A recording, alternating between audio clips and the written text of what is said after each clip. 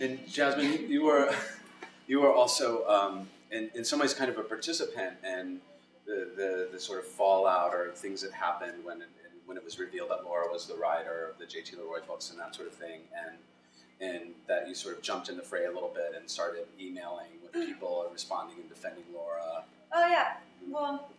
So in some ways, it's kind of an autobiography for you as well. Yeah, I guess so. Right?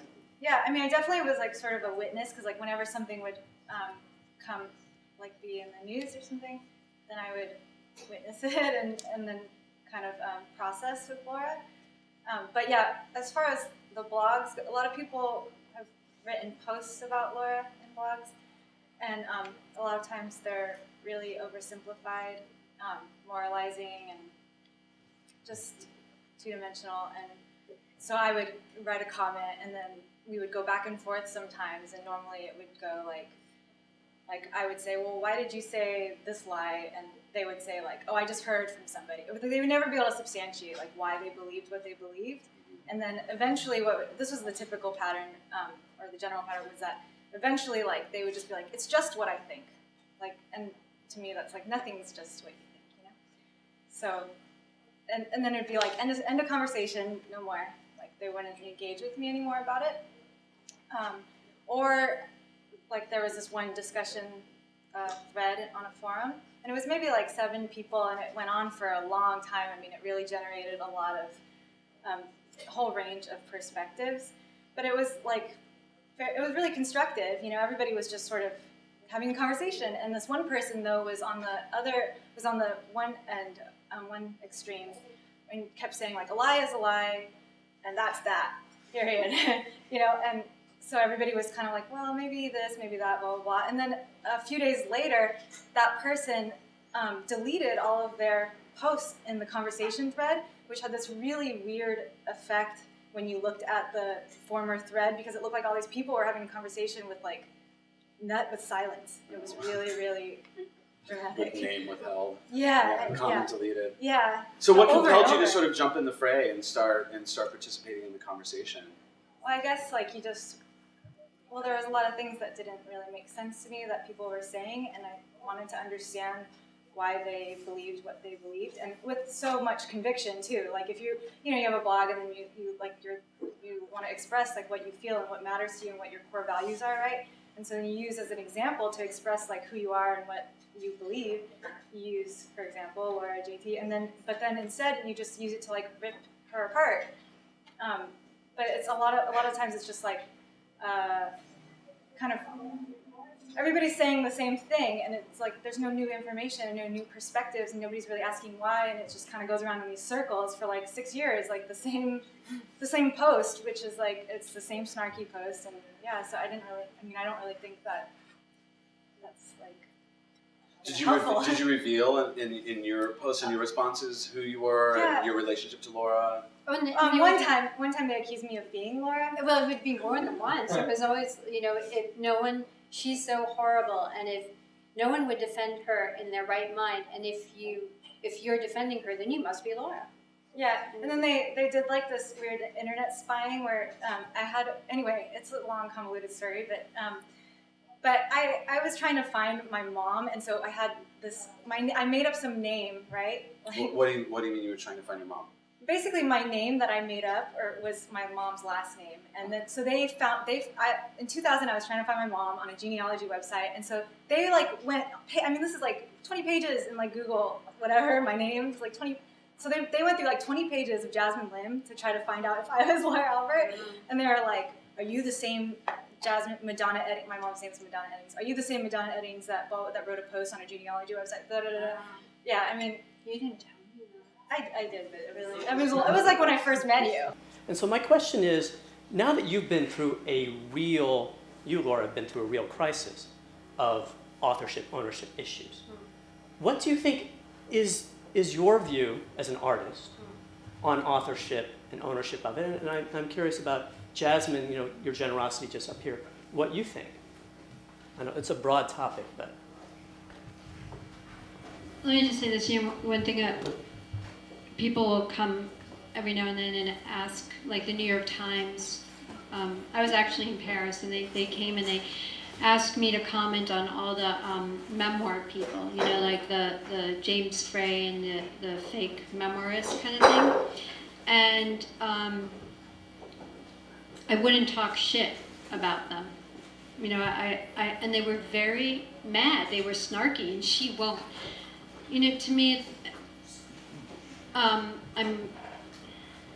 You know, I get a lot of fan mail. I don't like the term fan, but so where I'd get some kids saying, "What a great idea! I love what you pulled off. I'm going to do that. I'm going to make a persona, and I'm going to blah blah." And I have someone to play it, and it's like, you know, tell me how you did it, and it's like, okay, add 2 parts mental illness and 1 part, you know, it.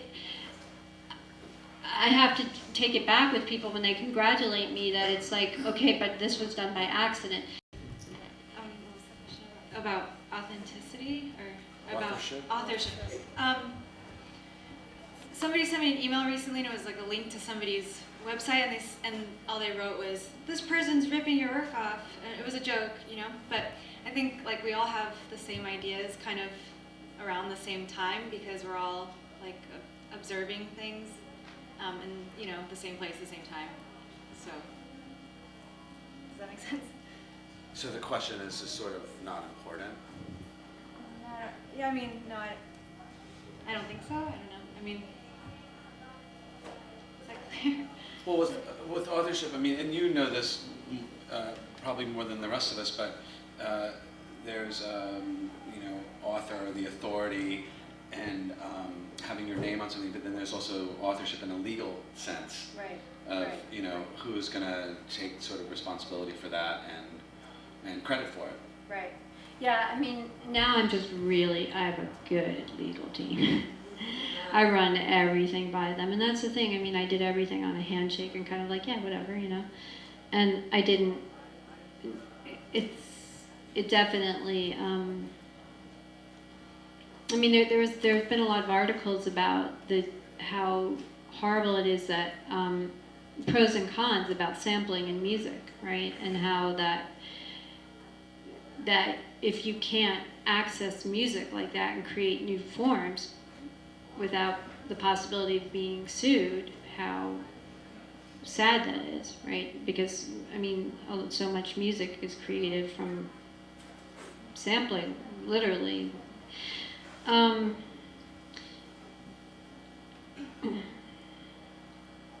You know, what I do want to say, I mean, I appreciate what people are saying, and I also want to say that I also understand how in love people were with this being. I brought Harry Potter to life.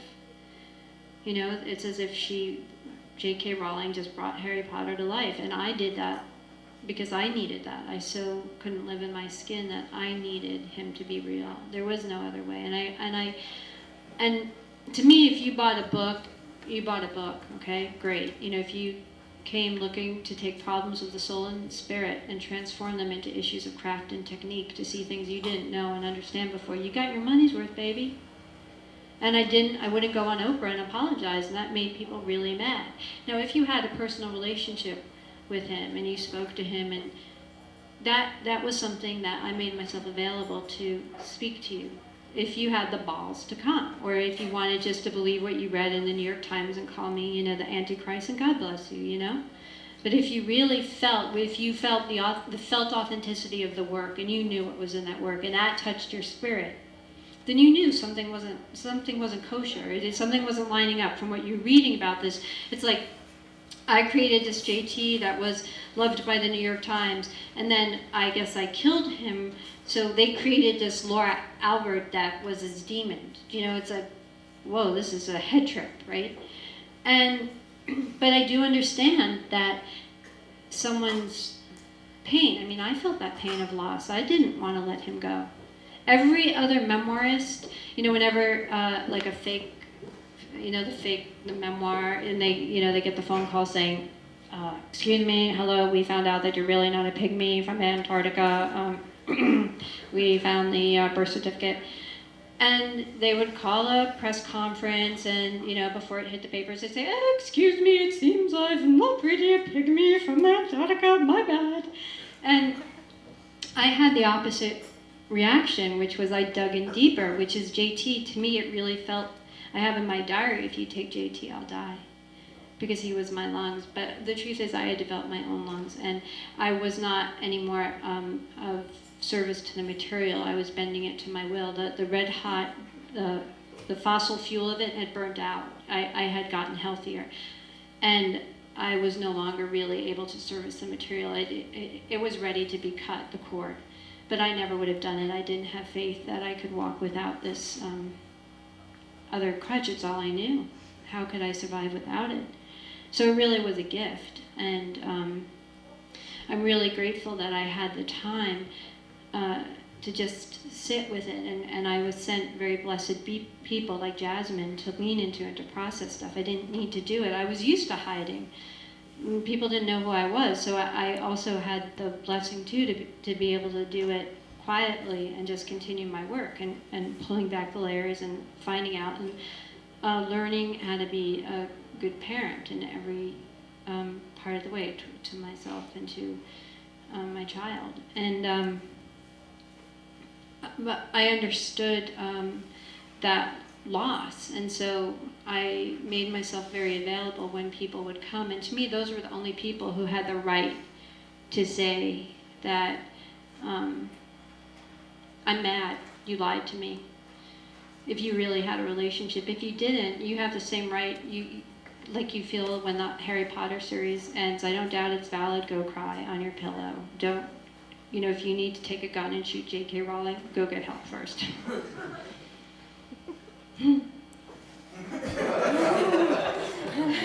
So it's almost 9 o'clock, so maybe we should wrap up. We have Modern Times. Oh, yeah. Selling books in the back, and Wait, let me say something about that. yeah. All right, listen, there are very few authenticated signatures. Trevor can tell you he has signed books as J.T. And he was 3.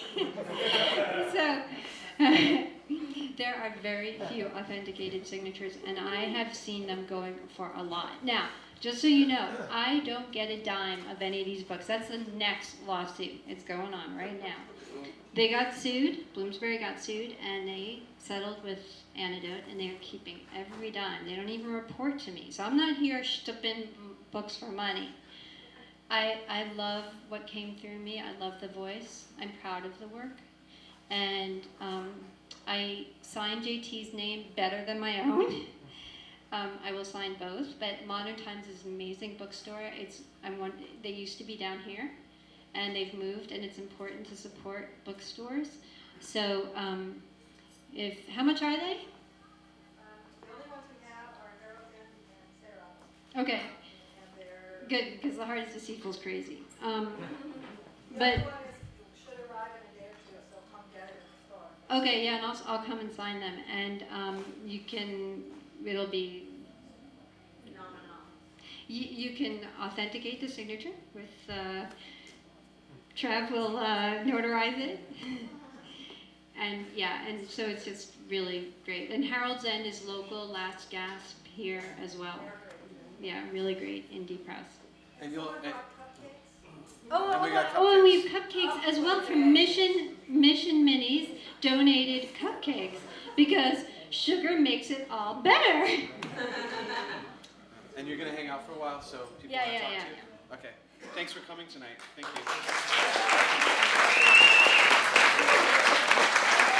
you.